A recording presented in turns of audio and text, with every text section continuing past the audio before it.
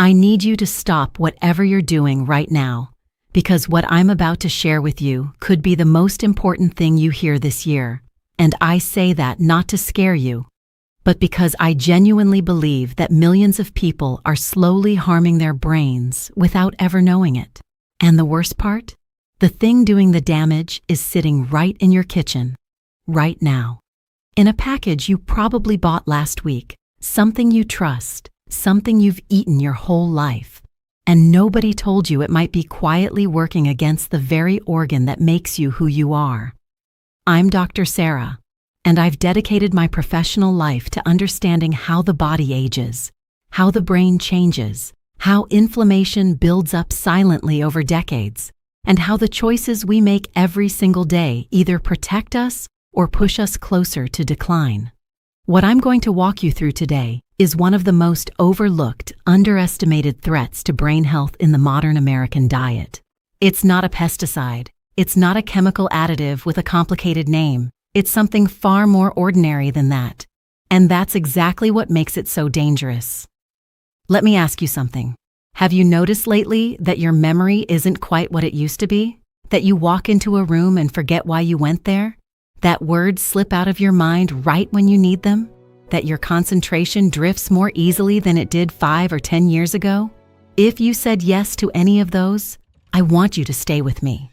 Because what you're experiencing may not just be normal aging. There may be something specific, something dietary, fueling those changes in your brain. And once you understand what it is, you'll never look at your pantry the same way again. Before I go any further, I want to be honest with you.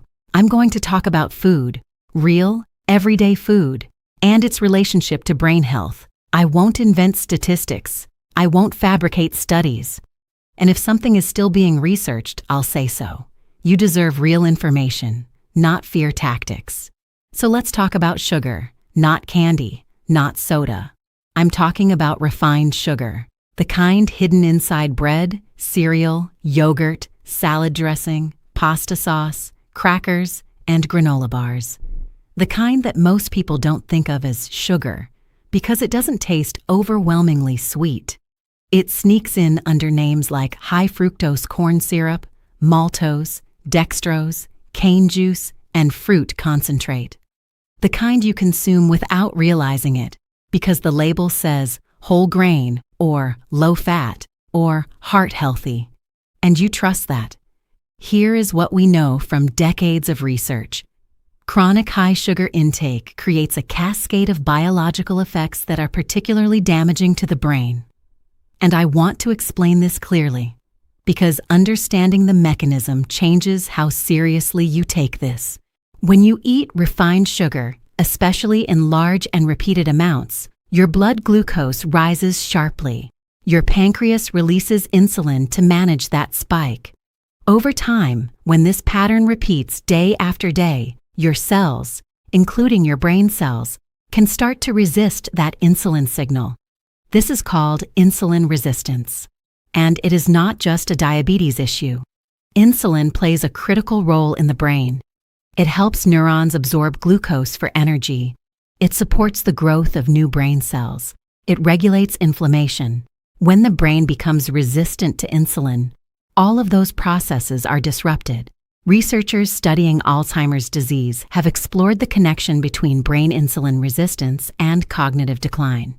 I want to be careful here. Alzheimer's is complex and still being deeply studied. But the link between poor metabolic health, insulin resistance, and cognitive decline is real, documented, and growing stronger in the scientific literature. And here is where it gets personal. Because the people most affected by this are not young adults in their 30s with fast-recovering systems.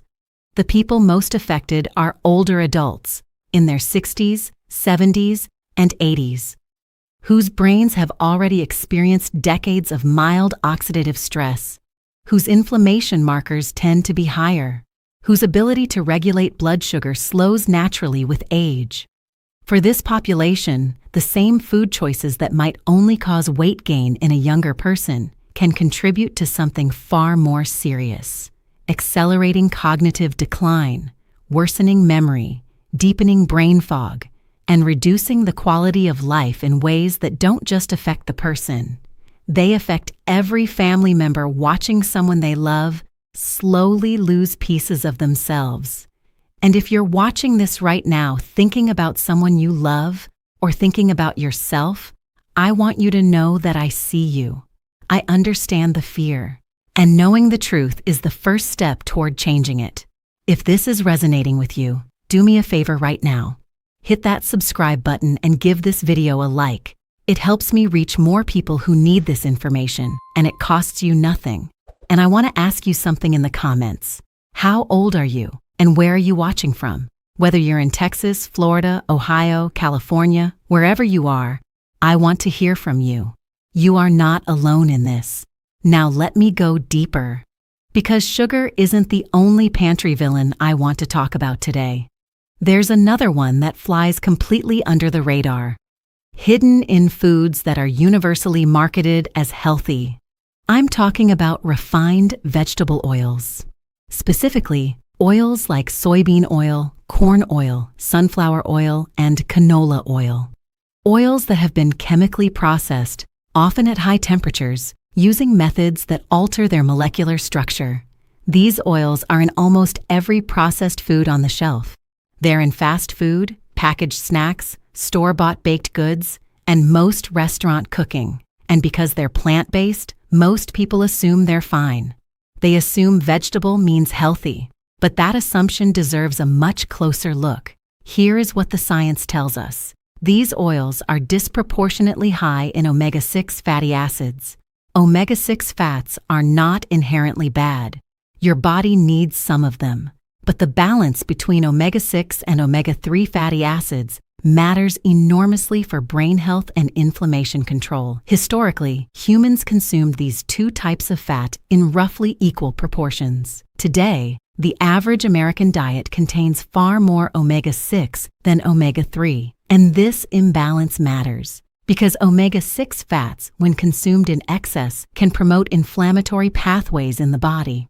And chronic inflammation, low-grade, persistent, systemic inflammation, is one of the most consistent factors associated with cognitive decline, neurodegenerative disease, and poor brain aging. Your brain is, by composition, largely fat. The neurons in your brain are wrapped in membranes made of fatty acids. The quality of those membranes, their flexibility, their ability to transmit signals, their resilience, depends in part on the types of fat you feed your body. When you consistently consume oils high in processed omega-6 fats and low in omega-3s, you are literally building a brain that is structurally more vulnerable to inflammation, to oxidative damage, and to the kind of slow deterioration that shows up years later as memory loss and difficulty concentrating. Now here is something I want you to try at home. Not a complicated test, just a moment of awareness. Go to your kitchen today. Open your pantry and check the ingredient list on 5 items. Look specifically for these words: soybean oil, canola oil, corn oil, sunflower oil, partially hydrogenated oil. Check your condiments, your salad dressings, your crackers, your cereal. I think you will be surprised, not because manufacturers are trying to harm you, but because these oils are cheap, shelf-stable, and easy to use at scale. The industrial food system was built on efficiency, not on optimizing your brain health at 70. That's the honest truth. So what do? This is the part where I want to give you something real and actionable, because information without direction is just anxiety. First, start reducing your exposure to refined sugar, not by eliminating it perfectly overnight, but by becoming a label reader. Look for added sugars in the ingredient list. Choose versions of your favorite foods with less than 5 grams of added sugar per serving when possible. Replace processed snacks with whole foods, a handful of walnuts, a piece of fruit, a boiled egg. These are not dramatic changes, but done consistently, they shift your metabolic environment meaningfully. Second, change your cooking oils. Olive oil, particularly extra virgin olive oil, is one of the most studied foods in the world for brain and cardiovascular health. The Mediterranean diet, built on olive oil as the primary fat source, has consistently been associated with better cognitive aging in long-term studies. Replacing refined vegetable oils with extra virgin olive oil is one of the simplest, most evidence-based changes you can make for your brain. Third, increase your omega-3 intake. Fatty fish like salmon, mackerel, sardines, and herring are the most bioavailable sources of the omega-3 fatty acids your brain specifically needs, EPA and DHA. If you don't eat fish regularly, a high-quality omega-3 supplement is worth discussing with your doctor. The research on DHA and brain function, particularly in aging adults, is among the most consistent in nutritional neuroscience. But here is what I need to say clearly. Everything I just described, reducing sugar, changing oils, increasing omega-3s, these are foundational steps, and they matter. But for many people, especially those already experiencing brain fog, memory slips, or cognitive fatigue, these adjustments alone may not be enough. If you are serious about protecting your brain, not just slowing the damage, but actively supporting memory, concentration, and long-term cognitive health, then check the first link in the description below. I've placed there a method specifically designed to address brain health from the inside out. This is for the person who doesn't want to wait, who doesn't want to guess, who understands that the window for protecting cognitive function is not unlimited. If that's you, and I believe it is, because you're still here, that link is for you. Let me also tell you about something most people don't connect to brain health. Sleep and blood sugar are profoundly linked. When you eat high-sugar foods in the evening, dessert, crackers, cereal, even fruit juice, your blood glucose rises at a time when your body's insulin sensitivity is naturally lower. This means the sugar stays in your bloodstream longer, disrupting the hormonal environment that governs deep sleep. And deep sleep is not optional for the brain. During deep sleep, your brain activates what researchers call the glymphatic system, a kind of biological cleaning process, where cerebrospinal fluid flows through the brain tissue and flushes out waste products, including metabolic byproducts that, when they accumulate over time, are associated with cognitive decline. When sugar disrupts your sleep, you lose that cleaning window. Night after night, year after year, the effects compound quietly. This is why so many older adults who describe feeling mentally sluggish, foggy, or forgetful also describe sleeping poorly. They're not separate problems. They're connected by the same biological thread, and that thread leads back to diet. I also want to talk briefly about something called advanced glycation end products, or AGEs. When sugar bonds to proteins in your body, it creates these compounds, and AGEs are associated with accelerated aging at the cellular level, including in the brain. You produce AGEs internally when blood sugar stays elevated, but you also consume them directly when you eat foods cooked at high heat, processed foods, fried foods, and foods with caramelized or brown surfaces created through industrial processing. Your body can handle some AGEs, that's normal. But chronic overload, especially with poor antioxidant intake, contributes to the oxidative stress that makes the aging brain more vulnerable. Eating more antioxidant-rich foods helps counteract this process. Colorful vegetables, berries, leafy greens, herbs like rosemary and turmeric. This is not speculation. The role of antioxidants in reducing oxidative stress is well established in the scientific literature. And here's the thing I find most important to say as a doctor.